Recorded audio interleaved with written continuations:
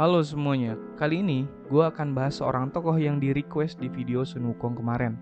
Sejujurnya gue nggak tahu sama sekali atau bahkan pernah dengar tentang Dewi Hestia. Terus pas gue cari tahu, ternyata dia datang dari mitologi Yunani atau Romawi kuno, yang mana mengingatkan gue sama bapak botak tukang misu-misu satu ini. Dulu gue sering banget main gamenya di PS2, jadinya gue nggak terlalu buta map lah soal kisah mitologi Yunani.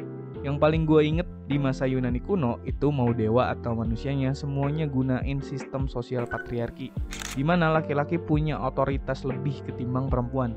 Jadinya banyak penindasan dan kadang penyebab utamanya soal patriarki itu. Oh iya, sebelum lanjut, gue juga mau ingetin untuk like, komen, dan juga subscribe untuk kalian yang nonton atau bahkan baru mampir ke channel ini.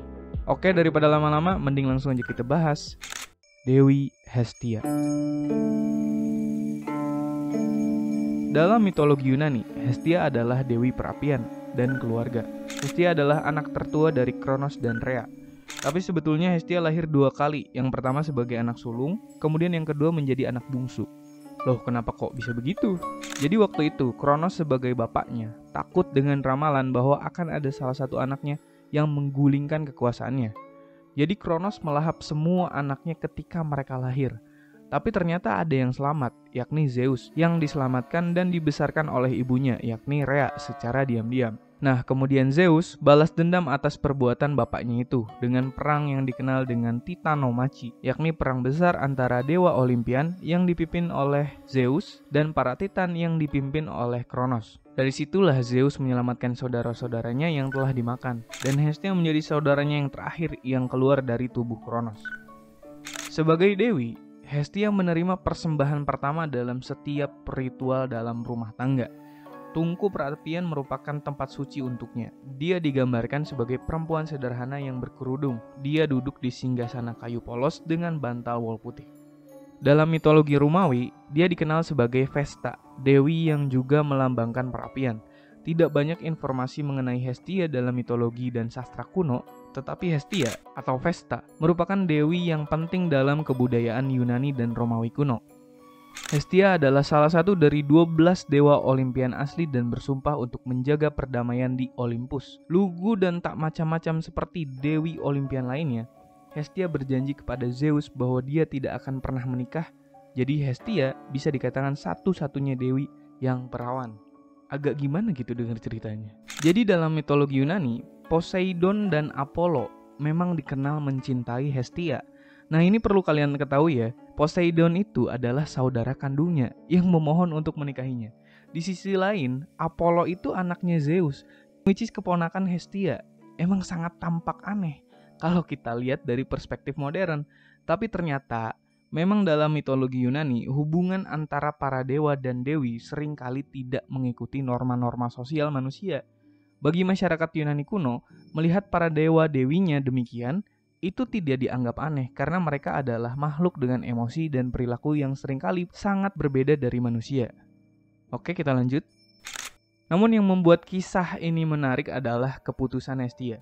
Dia menolak keduanya dan bersumpah kepada Zeus untuk tetap menjadi perawan abadi, menjaga kesuciannya dan tidak pernah menikah atau memiliki hubungan romantis dengan siapapun. Keputusan ini dihormati oleh Zeus, dan Hestia kemudian menjadi dewi perapian yang suci, memegang peranan sebagai penjaga rumah tangga dan keluarga di Olympus. Di sini Hestia memilih peran sebagai penjaga keabadian dan kesucian, menempatkan dirinya di luar kisah romantis dan intrik yang sering terjadi di para dewa lainnya. Perlu diketahui, perempuan atau bahkan dewi-dewi Yunani kebanyakan mengalami penindasan dari kaum pria, termasuk dewa. Seperti yang udah gue sebutkan di awal. Hal ini menunjukkan bahwa mereka tidak mampu mewakili kekuatan ilahinya. Dalam mitologi Yunani, penindasan oleh laki-laki paling jelas digambarkan oleh sosok Zeus sendiri sebagai penguasa yang memiliki kendali besar atas kehidupan orang lain. Kekuasaan dan kendalinya melambangkan struktur patriarki masyarakat dewa dan manusia. Status para dewi bergantung pada kekuatan dan perlindungan Zeus.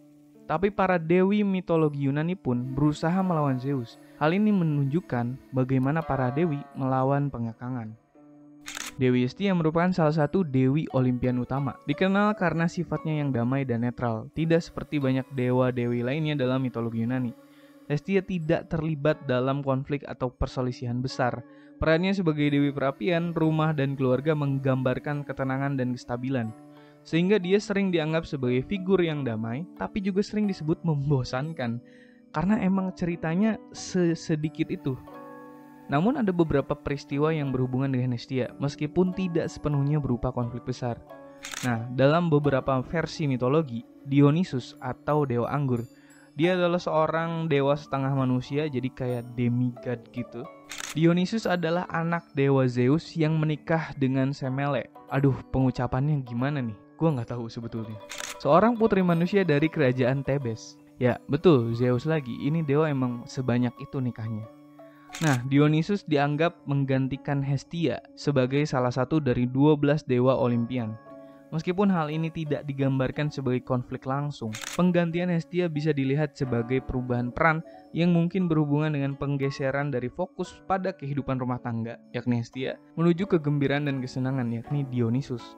Namun Hestia tidak pernah memperlihatkan perlawanan dan secara sukarela memberikan tempatnya kepada Dionysus, yang menunjukkan karakter damai dan tidak suka konflik.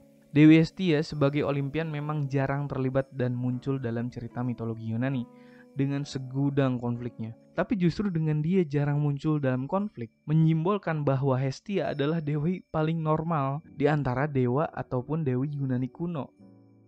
Di masa modern seperti sekarang, Hestia sebagai dewi tetap eksis dalam kebudayaan. Kalau game, film, dan kisah-kisah memang sering muncul, tapi yang sangat spesifik adalah obor Olimpiade. Kalian ingat? Yang mana api atau perapian adalah simbol Dewi Hestia. Api juga melambangkan kontinuitas dan ketahanan yang tercermin dalam tradisi obor Olimpiade yang dibakar dan dijaga selama Olimpiade berlangsung. Dalam upacara pembukaan Olimpiade, obor dibawa dari situs kuno Olimpia, tempat di mana permainan pertama kali diadakan untuk menghormati Zeus.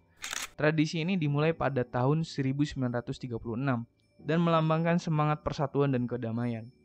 Meskipun obor Olimpiade tidak secara langsung merujuk kepada Hestia, ada hubungan simbolis yang dapat dihubungkan antara obor tersebut dan nilai-nilai yang diwakili oleh Hestia, seperti kehangatan, keamanan, dan persatuan. Obor tersebut menjadi simbol penting dalam memperingati tradisi kuno dan semangat olahraga sejalan dengan warisan mitologis Yunani.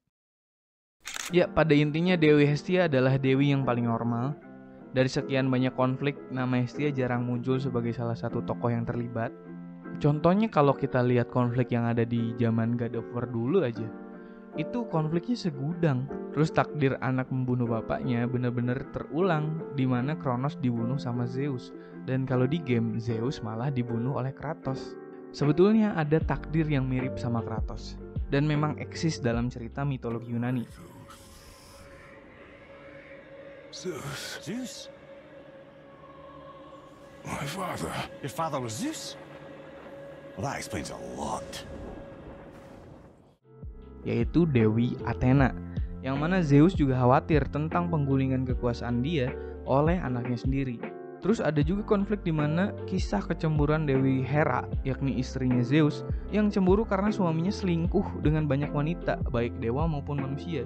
Jadi intinya, dengan Hestia tidak terlibat dalam konflik apapun dan terlibat dalam peristiwa-peristiwa besar, menandakan bahwa dia adalah dewi yang paling normal di mitologi Yunani. Ya, cukup sekian yang bisa gue sampaikan. Terima kasih untuk kalian yang udah nonton. Kalau misalnya ada salah ataupun kurang, silahkan kalian tulis di kolom komentar. Jangan lupa like, komen, dan juga subscribe buat ngebantu ngebangin channel gue. Terima kasih semuanya. Bye.